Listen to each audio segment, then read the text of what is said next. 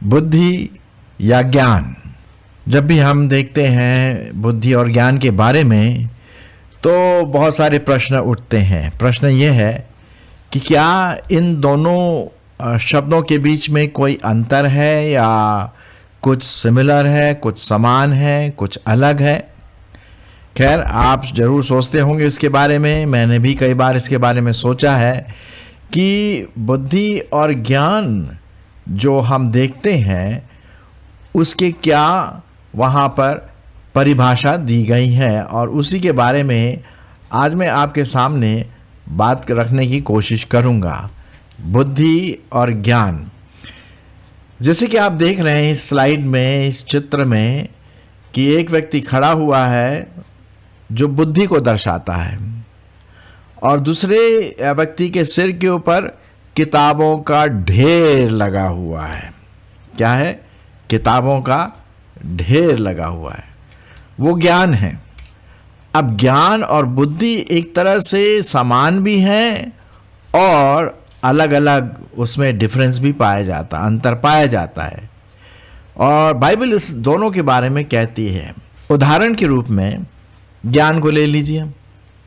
ज्ञान वो चीज़ कहलाती है, वो फैक्टर है जिसमें हम तथ्यों को जानते हैं, और कई चीज़ें जो हम देखते हैं, सुनते हैं, एक्सपेरिमेंट करते हैं, किताबों में पढ़ते हैं और नेट में देखते हैं, वो ज्ञान की बातें हैं। मेडिकल ज्ञान एक अच्छा ज्ञान है, हमें ज्ञान की बहुत ज़रूरत है। साइंस की बात है, हमें ज्ञान की बहुत ज़रूरत है, क्योंकि आप देख रहे हैं कि जितना भी डेवलपमेंट हुआ इलेक्ट्रॉनिक्स में, नेट हुआ, एम्पलीफायर हुआ, माइक हुआ जिससे मैं अभी बात कर रहा हूँ, टीवी हुआ, ये क्या है? ये ज्ञान के द्वारा ही उत्पन्न हुआ, जिसमें बुद्धि का बहुत इम्पोर्टेंट रोल पाया जाता है।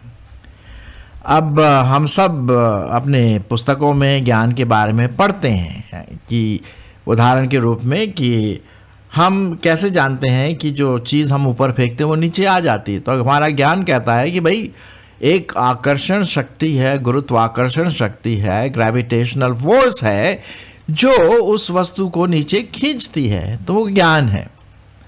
ठीक है। अब उदाहरण के रूप में एटम ले लीजिए। आपने ज़रूर एटम के बारे में सुना होगा। एटम वो अणु है जो हर चीज़ों से बना हुआ है। टेबल, कुर्सी, मेज, माइक और ये स्क्रीन, हर चीज़ एटम की बनी हुई है। अब एटम में क्या है भाई? एक न्यूक्लियस होता है, और एटम के चारों तरफ क्या होता है? इलेक्ट्रॉन घूमता है ना, स्पीड ऑफ लाइट के स्पीड से। और न्यूक्लियस में क्या होता है? न्यूट्रॉन होता है, प्रोटॉन होता है। ये क्या है? ये सब ज्ञान की बातें हैं। अब इसको अगर हम सही रूप से इस्तेमाल करें तो बहुत बुद्धिमानी की चीज़ होगी। वहाँ पर हम बुद्धिमान का जो एप्लीकेशन है वो हम इस्तेमाल करते हैं।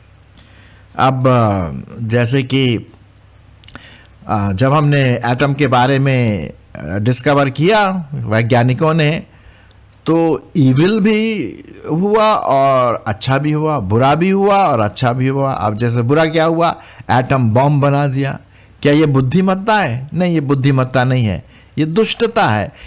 बुद्धि को नकारात्मक रूप से इस्तेमाल किया गया है, नेगेटिव रूप से, और एटम बना करके कई देशों में इसका यूज़ भी किया गया। लाखों करोड़ों लोग इसमें मारे गए। एटम बॉम्ब, न्यूट्रॉन बॉम्ब और भी कई प्रकार के जो बॉम्ब्स हैं। लेकिन एटम से ही अगर हम सही रूप से बुद्धि का इस्तेमाल करें तो हम चीज़ों को भी बना सकते, जैसे कि हमारे सामने ये सब चीज़ें बनी हुई है, देख रहे हैं उसको, तो हम उसका सही रूप से भी इस्तेमाल कर सकते हैं और बुद्धि का हम नकारात्मक रूप से भी इस्तेमाल कर सकते हैं। अब आप देखिए, जो व्यक्ति खड़ा हुआ है एक किताब के ऊपर खड़ा हुआ है। अब किताब कौन सी किताब है? मेरे ख्याल में आप समझ गए होंगे, बाइबल। बाइबल जो है परमेश्वर का वचन है। ये परमेश्वर की आत्मा के फूंक के द्वारा हमें दिया गया है, दूसरा तिमोथी उसका 3 अध्याय 15, 16, 17 में हम इसके बारे में पढ़ते हैं कि कैसे परमेश्वर ने अपनी आत्मा के फूंक के द्वारा दिया गया है और ये सच्चा परमेश्वर का वचन है। अब उसी बाइबल में हम देखते हैं ज्ञान के बारे में। चलिए मैं आपके लिए पढ़ देता हूँ सभोपदेशक और उसका 12 अध्याय और 12वां पद। ज्ञान के बारे में, पुस्तकों के बारे में है। आपने शायद सोचा होगा, नहीं सोचा होगा, लेकिन मैं आपके लिए पढ़ देता हूँ। सभोपदेशक उसका 12 अध्याय और उसका 12 पद। यहाँ पर इस प्रकार से लिखा हुआ है, हे मेरे पुत्र, हे मेरे पुत्र, इन्हीं में चौकसी सीख। बहुत पुस्तकों की रचना का अंत नहीं होता, और बहुत पढ़ना भी देह को क्या कर देता है, थका देता है। बहुत इंटरेस्टिंग बात है ये। आजकल कितनी किताबें हैं दुनिया में, अरे साहब करोड़ों करोड़ों अरबों किताबें हैं। हमारी लाइब्रेरी में, मेरे छोटी सी लाइब्रेरी में करीब 1000 किताबें होंगी, थी, अब तो खैर इधर उधर चली गई। आपके लाइब्रेरी में, आप किसी लाइब्रेरी में चले जाए, वहाँ पुस्तकों का भंडार है। कितना ज्ञान चाहिए आपको, किस चीज़ के बारे में जानना चाहते हैं आप? भूगोल के बारे में, देशों के बारे में, कल्चर के बारे में, लोगों के बारे में, भाषाओं के बारे में, साइंटिफिक डिस्कवरी के बारे में। अरे साहब कई हज़ारों टॉपिक्स हैं और उससे हम ज्ञान प्राप्त करते हैं। लेकिन बहुत ज़्यादा ज्ञान प्राप्त करना भी क्या है, हमारे लिए हानिकारक, क्योंकि फिर हम नकारात्मक सोच की ओर चले जाते हैं। और जब हम उस ज्ञान को अगर सही रूप से बुद्धिमानी से इस्तेमाल नहीं करेंगे तो नकारात्मक चीज़ें हो सकती हैं। हाँ, ये तो है। अब आजकल लोग क्या करते हैं, नेट को बहुत गलत रीति से इस्तेमाल करते हैं। ये बुद्धिमत्ता नहीं है, ये दुष्टता है, ये ईवल है। मैं ऐसी एक आपके सामने एग्जाम्पल दे रहा हूँ। और अब मैं आपके सामने कुछ बातों को रखूँगा। ज्ञान के बारे में तो हम सब जानते हैं, चाहे आप क्रिश्चियन हो, मसीही हो और अन्य जाति के, कोई भी, उससे कोई मतलब नहीं है। ज्ञान हम सबों को चाहिए, जितना हो सके हमें ज्ञान प्राप्त करना चाहिए। लेकिन उसका भी एक क्या है, सीमा है ना। और हम जो ज्ञान सीखे हैं, क्या हम उसको बुद्धिमत्ता से उसका इस्तेमाल भी कर रहे हैं? जो सही बुद्धिमत्ता है, सही जो विजडम है, जिसे अगर हम इंग्लिश में कहें, तो वो परमेश्वर की ओर से आता है। और लिखा हुआ है, अगर किसी को बुद्धि की कमी है, कोई बात समझने के लिए, जो हम देखते हैं इस दुनिया में कई चीज़ें हम समझना मांगते हैं। परमेश्वर ने इस दुनिया को बनाया, इसकी सृष्टि की, भाई वही हमें बता सकता अच्छी तरह से। तो याकूब की पत्री में एक बहुत अच्छा पद लिखा हुआ है, मैं आपके लिए पढ़ देता हूँ। याकूब की पत्री उसका 1 अध्याय और उसका 5 पद। क्या लिखा हुआ है, मैं पढ़ देता हूँ यहाँ पर।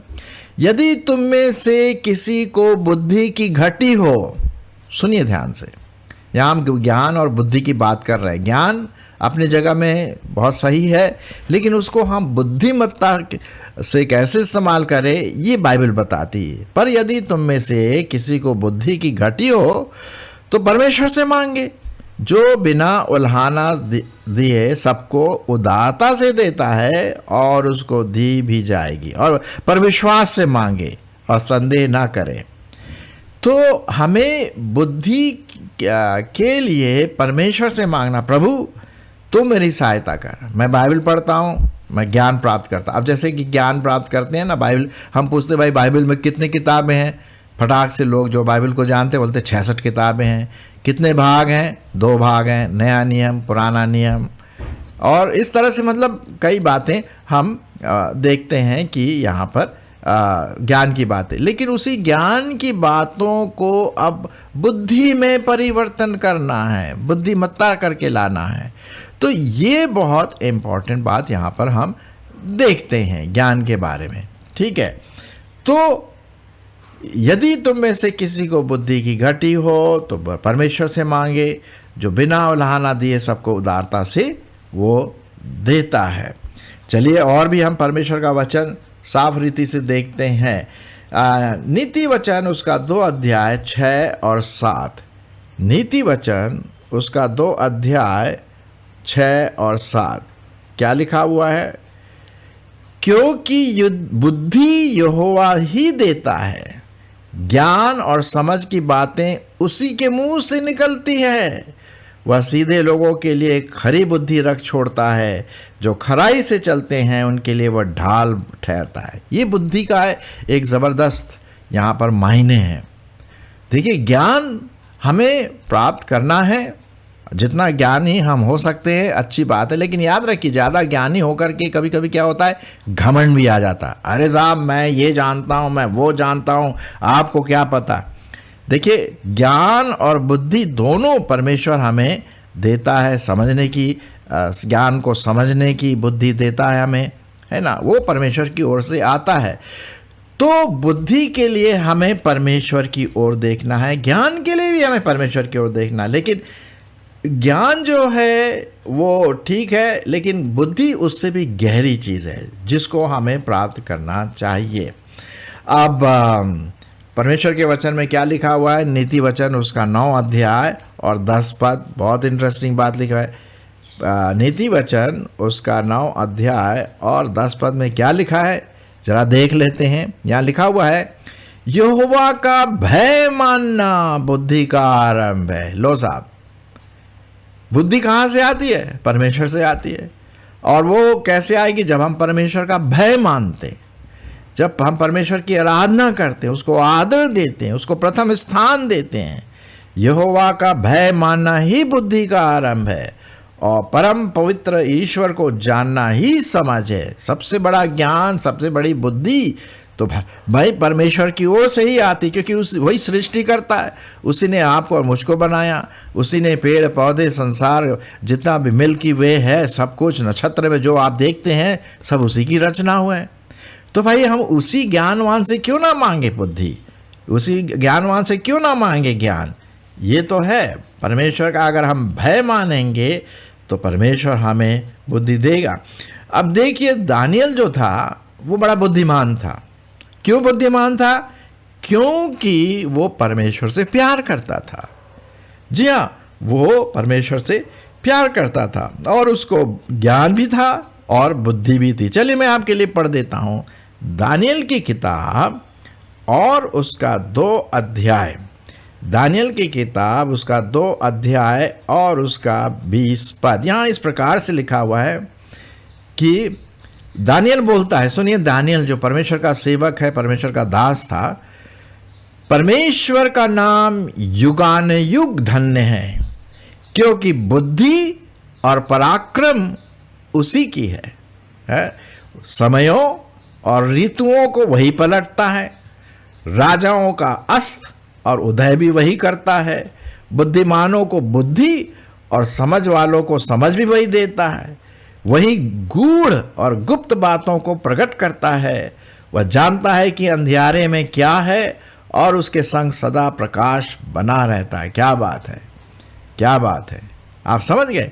बहुत साफ रीति से दानियल इस बात को बताता है। वचन में लिखा हुआ है कि यहोवा को मानना, भय मानना, उसको आराधना करना, उसको प्रथम स्थान देना, परमेश्वर करके मानना, यही बुद्धि है, क्योंकि वही सब कुछ करता है। इसी का मैं एक और आपके लिए पढ़ देता हूँ, 12 अध्याय और 3 पद। दानियल उसका 12 अध्याय और उसका 3 पद। यहाँ पर इस प्रकार से लिखा हुआ है, मैं आपके लिए पढ़ूँ। लिखा हुआ है यहाँ पर, जो परमेश्वर के वचन के आधार पर चलते हैं और प्रभु के पास लोगों को लाते हैं। तो 3 पद में लिखा है, 12 अध्याय 3 पद, तब सिखाने वालों की चमक आकाश मंडल की सी होगी, और जो बहुतों को धर्मी बनाते हैं वे सदा की नाई प्रकाशमान होंगे। जी हाँ, ये है परमेश्वर के वचन में साफ रीति से यहाँ पर ये बात लिखी गई है। आशा है आप मेरी इस बातों को समझ रहे हैं। चलिए और आगे देखते हैं कैसे हम बुद्धिमान बन सकते हैं। परमेश्वर का भय मानते हुए, परमेश्वर का आदर करते हुए, जो भी ज्ञान हमारे पास है उसको सही रूप से अप्लाई करने के लिए हम परमेश्वर से बुद्धि मांगे। भजन संहिता उसका 19 अध्याय और 7 पद। भजन संहिता उसका 19 अध्याय और उसका 7 पद क्या लिखा हुआ है? यहाँ पर लिखा हुआ है, यहोवा का वचन खरा है। सुनिए, यहोवा का वचन क्या है? खरा है, सत्य है, शुद्ध है, पवित्र है। वह प्राण को बहाल कर देता है। यहोवा के नियम विश्वास योग्य हैं। साधारण लोगों को क्या बना देता है? बुद्धिमान बना देता है। भाई, आप कोई भी क्यों ना हो, हम लोग कभी कभी सोचते हैं कि बड़े बड़े लोग जो है ना पीएचडी करते हैं, बड़े बड़े लेक्चरर, फिलोसोफर और बड़े बड़े इंस्टीट्यूशन में, वही बुद्धिमान नहीं है। ना, उन्होंने भी ज्ञान सीखा है और बुद्धि परमेश्वर ही देता है उन सबों को ठीक करने के लिए। हाँ, कभी कभी उनकी बुद्धि भ्रष्ट हो जाती है, वो अन्य देवी देवताओं के पीछे भागने लगते हैं। ये तो ठीक नहीं है ना। यहोवा के उपदेश सिद्ध है और हृदय को आनंदित करते हैं। यदि आपको और मुझको बुद्धिमान बनना है, यदि मुझको और आपको ज्ञान सीखना है, तो आइए उस स्रोत के पास, उस धारा के पास आइए। वो धारा प्रभु परमेश्वर यीशु मसीह के द्वारा, पवित्र आत्मा के द्वारा हमें दिया जाता है कि हम बुद्धिमान बने। ज्ञान और बुद्धिमानी उसी के पास आ। देखिए, जैसे कि यहाँ पर चित्र में क्या दिया गया है, सिर पर ढेर सारे किताबें रखे हैं, ज्ञान, ढेर सारा ज्ञान। लेकिन साहब, जब तक कि बुद्धि उसके नहीं दी जाती, उसको, उस ज्ञान को प्रैक्टिकल रूप में, प्रायोगिक रूप में लाने के लिए, तो ज्ञान क्या फायदा? कोई फायदा नहीं है। कई लोग बहुत सारे ज्ञानी हैं, अपने आप को ज्ञानी कहते हैं, लेकिन कोई फायदा नहीं, कोई फायदा नहीं। ज्ञान को ऐसे सिर पे धरे हुए लोग शायद नमस्कार करेंगे, आदर करेंगे, अरे साहब वो ज्ञानी हैं, उसने इतने डिग्री पाई। क्या फायदा? जब तक कि उस ज्ञान के स्रोत को, जब तक कि उस बुद्धि के स्रोत को आप ना पहचाने, तभी तो बात बनती है ना। अय्यूब की किताब, मैं आपके लिए अय्यूब की किताब से पहले एक और पद मैं पढ़ना मांगता हूं। ज्ञान का स्रोत किसके पास है? अरे साहब, प्रभु यीशु मसीह के पास है। वही है जो पूरी सृष्टि का रचयिता है। कुलुसियों 1:16 से 17, कुलुसियों की पत्री उसका पहला अध्याय और उसका 16 से 17 जरा देखते हैं परमेश्वर के वचन में क्या लिखा है। क्योंकि उसी 15वां पद से मैं पढ़ूंगा। पुत्र तो, अर्थात प्रभु यीशु मसीह, अदृश्य परमेश्वर का प्रतिरूप और सारी सृष्टि में पहलौठा है, क्योंकि उसी में सारी वस्तुओं की सृष्टि हुई है। वही है बुद्धि का स्रोत। स्वर्ग की हो अथवा पृथ्वी की हो, देखी हो अनदेखी हो, क्या सिंहासन, क्या प्रभुताएं, क्या प्रधानताएं, क्या अधिकार, सारी वस्तुएं उसी के द्वारा और उसी के लिए सृजी गई है। और वही सब वस्तुओं में प्रथम और सब वस्तुएं उसी में स्थिर रहती हैं। कभी आपने सोचा कि एटम के अंदर जो न्यूट्रॉन और प्रोटॉन होते हैं, न्यूक्लियस में, उसका खिंचाव इलेक्ट्रॉन चारों तरफ जब जोर से घूमता है तो कैसे होता है? कहाँ से ये फोर्स आता है? ये स्थिरता कैसे आती है? अगर इलेक्ट्रॉन एक बार इधर से चला गया बाहर, तो वो एकदम गर्मी से फूट जाएगा वो चीज़। ये हमारे प्रभु यीशु मसीह अपने सामर्थ्य के द्वारा स्थिर रखते, क्योंकि लिखा है, और वही सब वस्तुओं में प्रथम है और सब वस्तुएं उसी में स्थिर रहती हैं। कुलुसियों उसका मैं आपके लिए पढ़ूंगा 2 अध्याय और 3 पद भी देख लेते हैं। 2 अध्याय और 3 पद जो प्रभु यीशु मसीह के बारे में, जो बुद्धि का केंद्र बिंदु है, बुद्धि का स्रोत है, जिसमें बुद्धि और ज्ञान के सारे भंडार छिपे हुए हैं। किसमें छिपे हुए हैं? अगर आप इसको पूरा पढ़ेंगे, प्रभु यीशु मसीह में छिपे हुए हैं। तो क्या हम प्रभु यीशु मसीह को उद्धारकर्ता मान करके, ऐसी आशा है कि आपने प्रभु यीशु मसीह को उद्धारकर्ता तो माना होगा, लेकिन क्या आपको पता है कि वही बुद्धि का स्रोत है? जितना हम प्रभु को जानेंगे, जितना हम वचन को पढ़ेंगे, जितना हम उसका भय मानेंगे, हम बुद्धिमान होते जाएंगे। अपने लिए नहीं तो फिर घमंड आ जाएगा ना। अब सुलेमान ले लीजिए, बताया गया है, बाइबल में लिखा हुआ है कि भाई प्रभु परमेश्वर ने सुलेमान से कहा कि भाई तेरे को जो चाहिए मांग, क्या चाहिए? तो सुलेमान ने चांदी, सोना और ये सब नहीं मांगा। उसने मालूम क्या बोला? मुझे बस इस तू मुझे ये दान दे कि मुझे प्रजा को संभालने में तेरी बुद्धि मुझे मिल सके। और आपको मालूम है, सुलेमान सबसे बुद्धिमान व्यक्ति इतिहास में हुआ। जी हाँ, लिखा हुआ, उसके समान कोई बुद्धिमान व्यक्ति आज तक नहीं हुआ। जरा आप सबोपदेशक पढ़िए, पूरी किताब, नीति वचन को पढ़िए, क्या बुद्धिमानी की चीजें भरी पड़ी हैं उसमें। आप पढ़िए तो सही, आपको मजा आएगा और आप बड़े आशीषित होंगे। तो हम देखते हैं जो समझदारी है, बुद्धिमानी है, वो कहाँ से आती है? परमेश्वर की ओर से आती है। एक और पद मैं आपके लिए पढ़ना मांगता हूँ, और वो है भजन संहिता 147 और 5। भजन संहिता 147 और 5। यहाँ पर इस प्रकार से लिखा हुआ है, आपके लिए पढ़ देता। हमारा प्रभु महान और अति सामर्थी है, उसकी बुद्धि अपरंपार है। यहोवा नम्र लोगों को संभालता है और दुष्टों को भूमि पर गिरा देता है। इसलिए धन्यवाद करते हुए यहोवा का गीत गाओ, वीणा बजाते हुए हमारे परमेश्वर का भजन गाओ। ये है साहब। तो मेरे प्रियो, आज हमने ज़्यादातर बुद्धि के बारे में बात किया, लेकिन ज्ञान के बारे में भी देखा कि ज्ञान होना ज़रूरी है ना। जो सिद्ध बातें हैं, जो फैक्ट्स वाली बातें हैं, तथ्य वाली बातें, वो जानना ज़रूरी है ना। लेकिन उस ज्ञान को सही रूप से इस्तेमाल करना, वो उससे भी इम्पोर्टेंट है। और परमेश्वर हमें वो बुद्धि देता है, ज्ञान भी देता है, बुद्धि भी देता है। तो आइए परमेश्वर के भय के साथ, उसके वचन को लेकर के, बाइबल के वचन को लेकर के परमेश्वर की आराधना स्तुति करें, और वही हमें बुद्धि हमेशा देता रहेगा जब तक कि हम इस दुनिया में हैं। आमीन।